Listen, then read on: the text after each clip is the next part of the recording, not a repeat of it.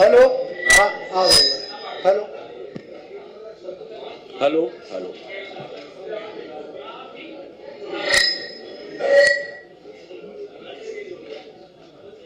सभी सम्मानित पत्रकार बंधुओं और बहनों, देश के यशस्वी प्रधानमंत्री आदरणीय नरेंद्र मोदी जी के कुशल मार्गदर्शन में और उत्तर प्रदेश के बहुत ही यशस्वी मुख्यमंत्री आदरणीय योगी आदित्यनाथ जी के नेतृत्व में मुझे 2 विभागों के स्वतंत्र प्रभार के रूप में दायित्व सौंपा गया, जिसमें पहला पिछड़ा वर्ग कल्याण और दूसरा दिव्यांगजन सशक्तिकरण। माननीय मुख्यमंत्री जी की प्रेरणा से, उनके मार्गदर्शन में हम सभी मंत्रियों को समयबद्ध तरीके से अपने अपने विभागों के कार्य को संचालित करने के लिए बहुत ही सारगर्भित और बहुत ही महत्वपूर्ण तरीके से मार्गदर्शित किया गया। निश्चित ये हुआ कि सरकार के प्रत्येक मंत्री को अपने 5 वर्ष का पूरा रोड मैप माननीय मुख्यमंत्री जी के समक्ष प्रस्तुत करना होगा और समय सारणी के अनुसार उसे पूर्ण करना होगा। जो समय सारणी निश्चित हुई, आप अवगत हैं, विद्वान हैं। 100 दिन, 6 माह, 1 वर्ष, 2 वर्ष और 5 वर्ष। बहुत ही क्रमबद्ध तरीके से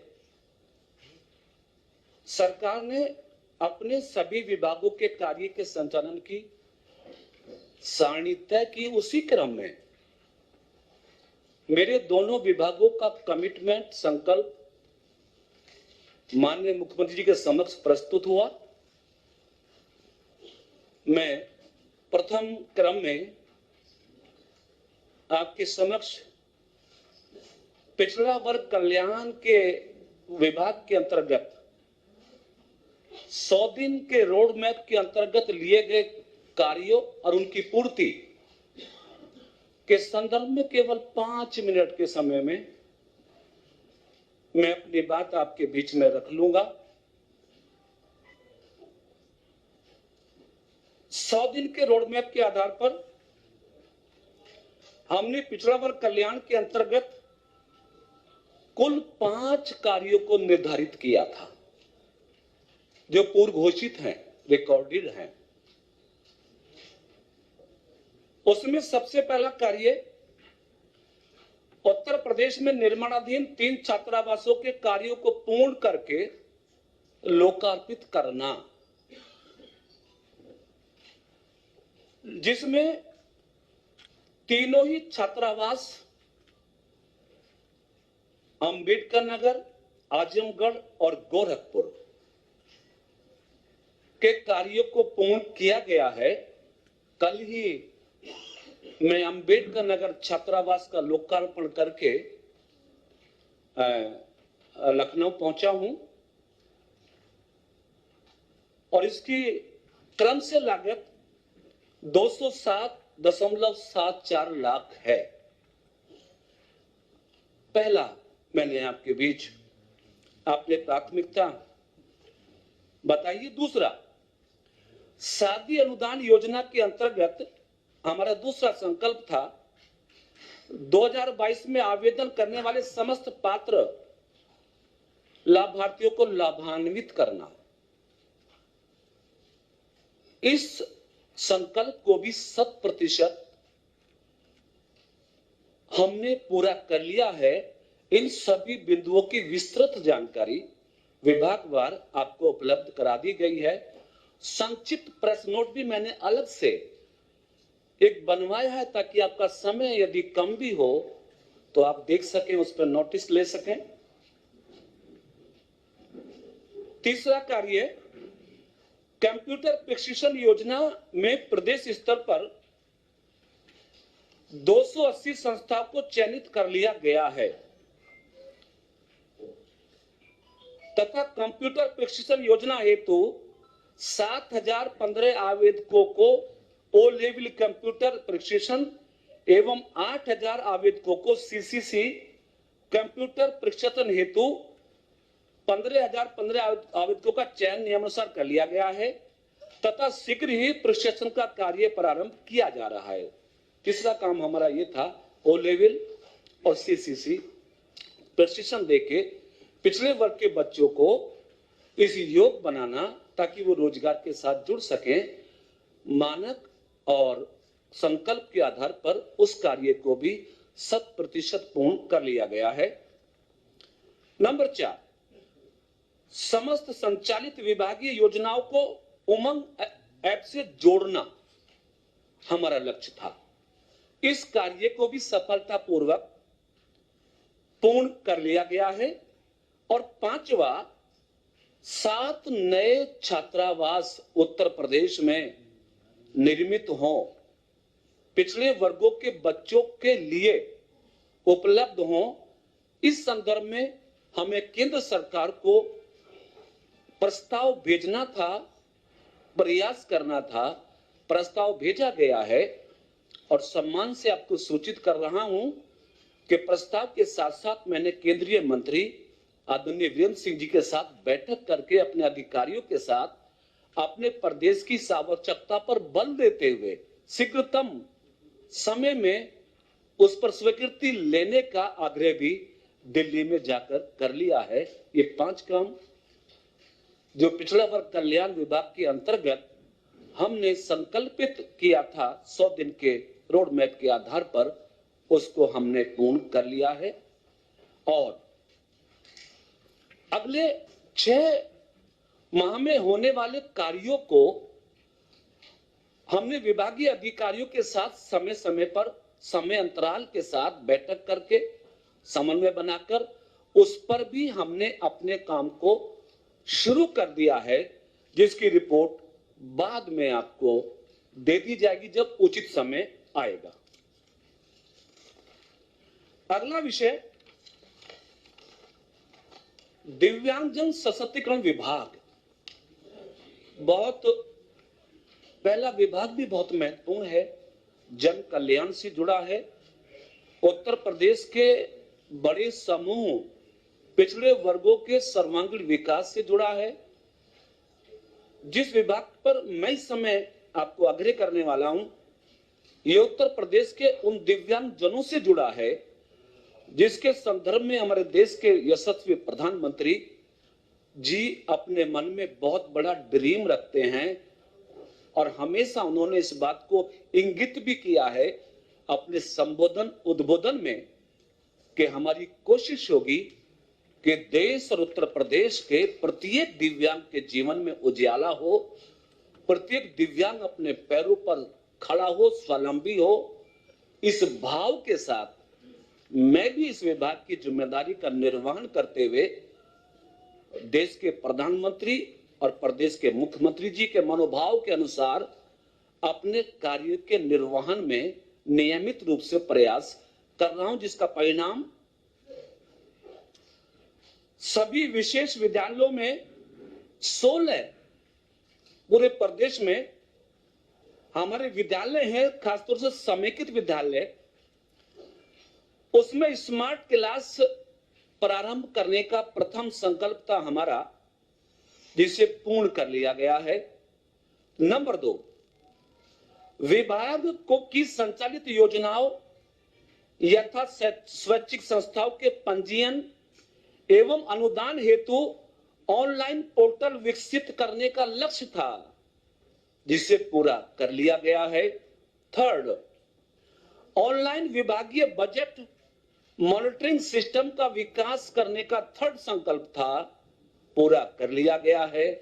नंबर 4, वर्तमान में संचालित 18 बचपन डे केयर सेंटर्स 3 साल से 7 साल के ऐसे अबोध विकलांग बच्चे जिनको कई बार परिजन भी कठिनाइयों के कारण नोटिस नहीं लेते हैं, नहीं रख पाते हैं, हमारा विभाग उन बच्चों के पूरे रहने का, खाने का, प्रबंधन का, ट्रांसपोर्टेशन का निःशुल्क प्रबंध करता है। तो इस संदर्भ में भी हमने बचपन डे केयर सेंटर्स में खास तौर से 18 संचालित जो केयर सेंटर्स हैं उसमें प्रथम चरण में 9 बचपन डे केयर सेंटर्स को गुणवत्ता के संबंध में ISO प्रमाण पत्र प्राप्त कर लिया है। इसमें भी हम अपने कार्य प्रगति को अंतिम रूप दे सके हैं। 5, डॉक्टर शकुंतला मिश्रा राष्ट्रीय पुनर्वास विश्वविद्यालय में अभी आपके बीच उपस्थित हुआ हूं आपसे बात करने के लिए। तो मैं डॉक्टर शकुंतला मिश्रा विश्वविद्यालय से ही आया हूं। आज विश्वविद्यालय में हमारे प्रदेश की बहुत ही यशस्वी महामहिम राज्यपाल महोदया जी का आयोजन हमने रखा था वहां पर एक कार्यशाला के रूप में और एक उद्घाटन के तौर पर। तो जो हमारा अगला अभियान था डॉक्टर शकुंतला मिश्रा राष्ट्रीय पुनर्वास विश्वविद्यालय में ब्रेल प्रेस की स्थापना करने का, उसकी भी आज मां महिम के कर कमलों से उसको भी आज प्रारंभ कर दिया गया है। पहले ही उसको पूर्ण कर लिया गया था। नंबर 6, डॉक्टर शकुंतला मिश्रा राष्ट्रीय पुनर्वास विश्वविद्यालय में निर्मित कृत्रिम अंगों का प्रत्यारोपण एवं पुनर्वास केंद्र के संचालन का कार्य प्रारंभ कर लिया गया है। एशिया का सबसे उत्कृष्ट परिणाम देने वाला विश्वविद्यालय जहां पर हम दिव्यांग जनों को कृत्रिम अंग के रूप में निःशुल्क हाथ, पैर और भी बहुत सारे ऐसे पार्ट्स जो खराब हो जाते हैं किन्हीं कारणों से, उनको उपलब्ध कराने के लिए हमारा विश्वविद्यालय एशिया का सबसे टॉपेस्ट विश्वविद्यालय है जिसमें कार्य प्रारंभ हो गया है। नंबर 7, डॉक्टर शकुंतला मिश्रा राष्ट्रीय पुनर्वास विश्वविद्यालय में निर्मित विशिष्ट स्टेडियम का संचालन भी पूर्ण किया जा चुका है। प्रसन्नता के साथ सूचित कर रहा हूं कि देश में या एशिया में बहुत सारे इंडोर स्टेडियम दिव्यांग जनों के लिए देखने को नहीं मिलते हैं, लेकिन ये दिव्यांग जनों के खेल भावना को जागृत करने के लिए, क्रीड़ा के क्षेत्र में उनको परिपक्व करने के लिए, अपनी प्रतिभा वो राष्ट्र में, दुनिया में प्रदर्शित कर सके, हमारे विश्वविद्यालय में उस इंडोर स्टेडियम को संचालित करके दिव्यांग बच्चों के लिए एक बड़ा क्षेत्र का हमने उसमें सफलता हासिल कर ली है। 8वां, विशिष्ट विद्यालय भवनों के हस्तगन का कार्य पूर्ण किया जा चुका है, जिसके अंतर्गत राजकीय ममता विद्यालय लखनऊ, मानसिक मंदित आश्रय गृह सह प्रशिक्षण केंद्र लखनऊ व मंदित विशिष्ट विद्यालय आजमगढ़ सम्मिलित हैं। तो ये हस्तगन का भी कार्य हमारे विभाग का जो 100 डेज का था वो पूरा कर लिया है। मुख्यतया पहले विभाग में 5 लक्ष्य, दूसरे विभाग में 8 लक्ष्य, कुल मिला के 13 के 13 लक्ष्यों पर हमने मुख्यमंत्री जी के नेतृत्व में सफलता हासिल की है। प्रयास है, कोशिश है। मैं प्रथम बार मुख्यमंत्री जी के नेतृत्व में इस मंत्री पद के दायित्व के निर्वहन के लिए मैं आपके प्रदेश की सेवा में अर्पित हूं। आने वाले समय में जैसे जैसे अनुभव बढ़ेगा, चीजें समझ में आएंगी, नई योजनाओं को इंप्लीमेंट करने का, बनाने का अवसर होगा, तो दोनों ही विभागों को मेरी कोशिश है। एक परसेप्शन आम जन में कई बार लगता है कि मलाईदार विभाग है, ये कमजोर है, ये लोएस्ट बजट है। हमारे विभागों कई बार श्रेणी में कई बार गिना जाता है। मेरी कोशिश है कि मेरे दोनों विभाग कल्याणकारी हैं, प्रदेश के लिए बहुत हितकारी हैं, बड़े समूह के साथ जुड़े हैं। मेरी कोशिश है विभागीय अधिकारियों के साथ समन्वय बना के मुख्यमंत्री जी के नेतृत्व में इन दोनों विभागों की गरिमा कुछ ऐसे बढ़ाऊं ताकि इनको भी महत्वपूर्ण विभागों की श्रेणी में गिना जाए। ये मेरा छोटा सा संबोधन आग्रह आपके बीच में था। मैंने अपनी बात आपके मध्य रखी। बहुत सारे विद्वान, संवाददाता, पत्रकार, संपादक उपस्थित है। जिज्ञासाएं, प्रश्न और प्रश्न आपके हो सकते हैं। सम्मान और गरिमा के साथ मैं आपके प्रश्नों का उत्तर दूंगा, सीखने की कोशिश करूंगा। इन्हीं शब्दों के साथ मैं सबका आभार और धन्यवाद व्यक्त करता हूं।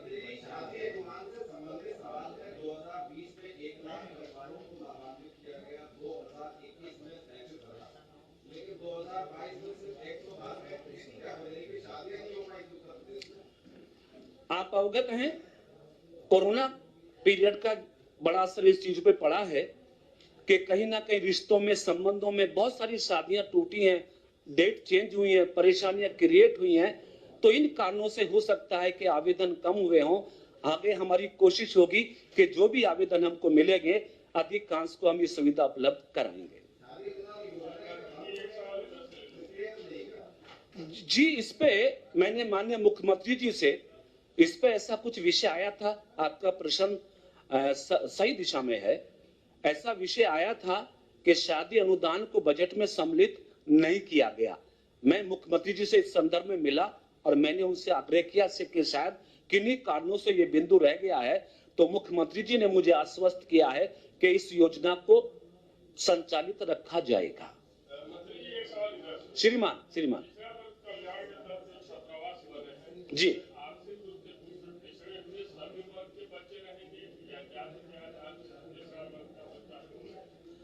सामान्यतः शासनादेश के अनुसार सरकार का मंशा ये है कि पिछड़े वर्गों के वो बच्चे जो आर्थिक रूप से संपन्न परिवारों से नहीं है और उनको किराए पर कोई भवन कमरा लेकर रहना उनके लिए कठिन कार्य है, उनकी कठिनाई को दूर कर सके, इसलिए सरकार का मंशा है पिछड़े वर्गों के बच्चों को स्वावलंबी बनाकर, सुविधा देकर उनको भी एजुकेशन सेक्टर में आगे बढ़ाने का।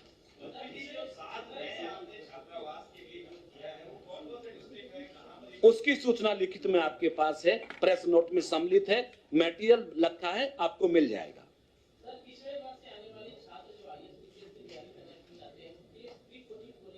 निश्चित, बहुत अच्छा, मैं आपको बधाई देता हूं, आपने प्रश्न उपस्थित किया। भारतीय जनता पार्टी के लोक कल्याण पत्र में भी इस बात को अंकित किया गया था और मैंने प्राथमिकता से अपने विभागीय अधिकारियों के साथ चर्चा करके भी इस बात की चिंता की थी कि उत्तर प्रदेश सर्वाधिक की संख्या को एक रखने वाला प्रदेश है और खासतौर से प्रशासनिक सेवाओं में, न्यायिक सेवाओं में, विधि सेवाओं में, स्वास्थ्य सेवाओं में पिछड़े वर्गों की सहभागिता बच्चों की बहुत कम रह पाती है। माननीय मुख्यमंत्री जी ने इस पर चिंता की, पार्टी ने इस पर चिंता की और इस संदर्भ में नीति बन रही है। सरकार का निर्णय हो गया है कि पिछड़े वर्गों के बच्चों को इन सभी उच्चतर सेवाओं में लाने के लिए निःशुल्क कोचिंग और अकादमी का निर्माण हमारी सरकार करेगी।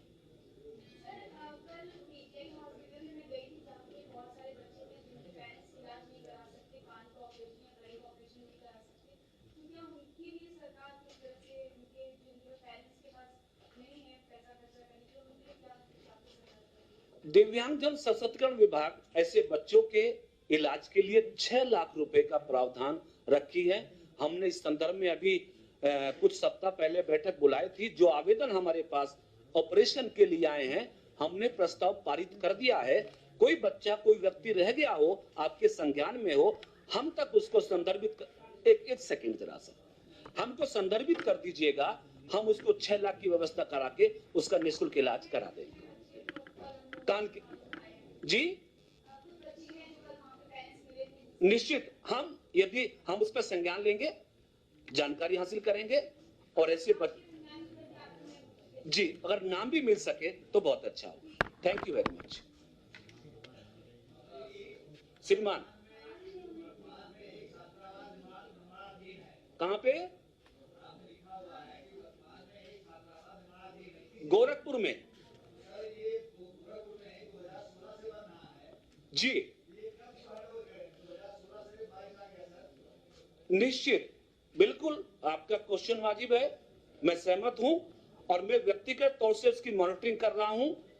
ऑलमोस्ट कार्य कंप्लीट है, बहुत जल्दी इसका लोकार्पण कर लिया जाएगा।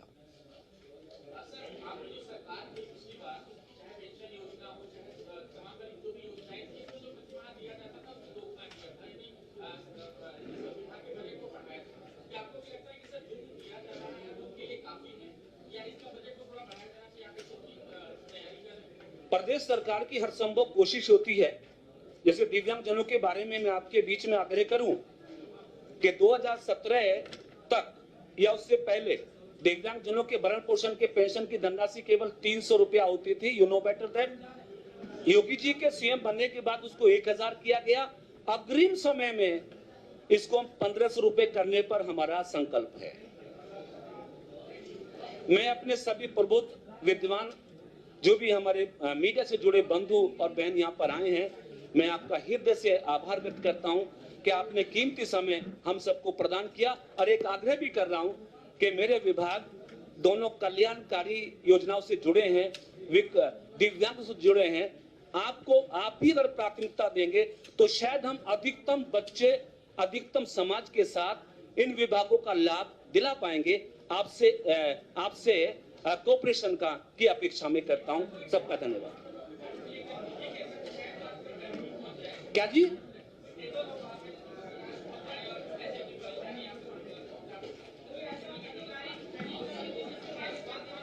इस पे कोई व्यवस्था हम करके आपको सूचित करेंगे। आपका सबका बहुत धन्यवाद, बहुत थैंक यू, मेहरबानी।